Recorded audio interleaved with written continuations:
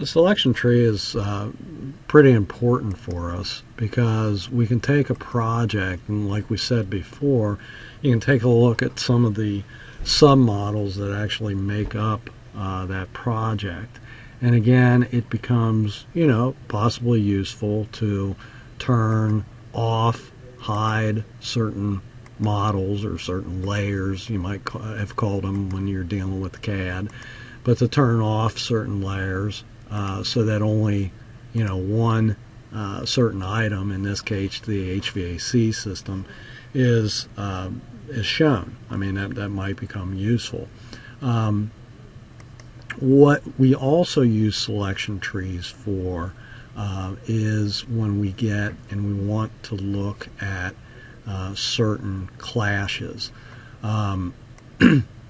We use, clashes, the clash detective to find clashes for us, but clashes and interferences in the construction process are really one of the things that taxes the construction manager the most, dealing with the particular trades, making sure that these difficulties, these interferences are found and then resolved.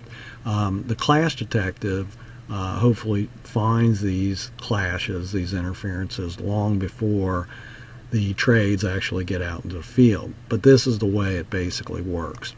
You click on Clash Detective and you have basically a screen that has a left side and a right side. Now in that left side you see basically the models that are, and you can open these up, the models that are make up the larger consolidated models. Inside each submodel you have other pieces that again you can open up and take a look at. So basically the Clash Detective, I mean, we're going to start out that we'll do this pretty easy. We're starting a new batch, a new run basically. You can set your rules. Usually I leave all these things checked on that just are default, default values. You get into your selection. Here's what you're going to do. You're going to take, like one model. I want to take the whole structure. I might just take like the steel piece. And you're going to compare the steel model to some other piece of the larger model. So we might compare steel to plumbing, let's say. So we've got the steel clicked on, we got the plumbing clicked on over here. Down here generally you have three little buttons. You usually want the right one clicked on, because what that means is the left button clicked on. If it's not, it should be the default value, but basically what it says is we're going to look at clashes that penetrate a plane and then a line and then a point. Well, the plane's the most coarse value, so that's probably what we want. There's different types of clashes. We usually look at hard clashes. That's when two things physically intersect. There are ways that you can look at like envelopes around the pipe, saying, hey, I'm going to build a 2-foot wide envelope because if anything penetrates that envelope, my people won't be able to maintenance that particular area. You can do stuff like that, but we'll just stick with this. So after we click this, make sure those two little like paper or plain buttons are clicked on, then we hit start. And you can see down here it found 22 clashes. Now we can go to the next tab and look at the results. Okay, and we might click off the selection tree now. We might click off the save viewpoints. So we can go down here and again look at particular clashes one at a time. They said there were 22 of them. Here's the first one. Here's the second one. All right. Now again, you can use your navigation tools to come in here and take a look at these clashes. For instance, I can use my orbiting value to take a look at that clash, and again you can sort of see. Now there's different, again, display modes that you can click on. Some of these are sort of interesting. I mean, the auto reveal just brings you to that particular point, and then you can navigate around it. So, but saving viewpoint is nice.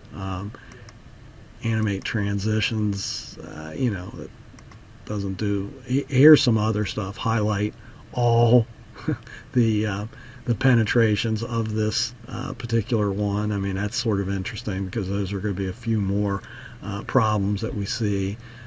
Dim all others. If we click that off, you can see, now my whole model pops off. So usually you want that dim others. Transparent dimming. Transparent dimming's sort of like the wireframe model that we see. Some people like the transparent dimming on. Hide others only shows you this one particular clash and blacks out everything else. So anyway, that's sort of a nice function. Now again, like we said, you can go to viewpoint here, and you can look at the saved viewpoint here, and you can say, hey, this is my clash 1. Okay, and that now has been saved. If you want to mark that up like we did the last time, review it. Let's see here. You could draw something around there. You could come back to viewpoint and actually save that viewpoint. Actually, I think I'd have to go back and draw that red line back in. You could do that. One of the other things that's sort of nice with this is that if you wanted to export this as an image, you can create like a JPEG image and export that particular clash to your desktop or to a computer file. Then you could attach that particular image to an RFI or to a piece of correspondence. So that's sort of nice. Since you don't really know these models too well, I mean, you don't know the building and whatnot, some people ask, well, what is it that I'm actually looking at? You can go and make sure the select button is turned on, and then you can highlight like this. And if you go up to the properties tab with that highlighted, again, this isn't going to tell you a whole lot, but it will tell you that this is some sort of copper type. I can't even remember what we actually turned on, but some sort of copper duct. I can't remember what particular layer it was in, but it does tell you a little bit about something. I mean, if we go over here and click that on, look at the properties. Again, this tells you that it came out of the Owen steel, so you already know sort of what it is. It's a steel, beam, or some sort of steel type T-member. Okay, so you can sort of find out a little bit of something like this. You can go back to your review button if you like pipes. A lot of times, you might want to get a concept of how big they are. This one's 0.32 meters, which is roughly 1/3 of a meter, which is about 1 foot. So that's probably about a 12-inch pipe. So that's sort of nice. I mean, if you want to dimension this down to here, I mean, that's a T-beam that's again 0.22 meters deep.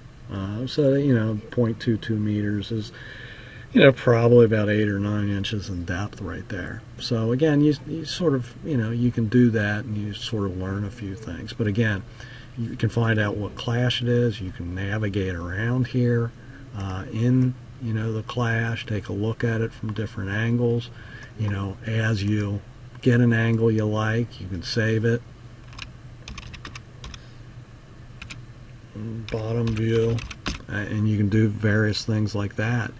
That again can can help you on that. So anyway, a little bit about how to find clashes and a little bit about how to navigate the screen. The last thing is the report. And again, with the report, what you can do is actually check a bunch of stuff off, and this can actually write a document for you.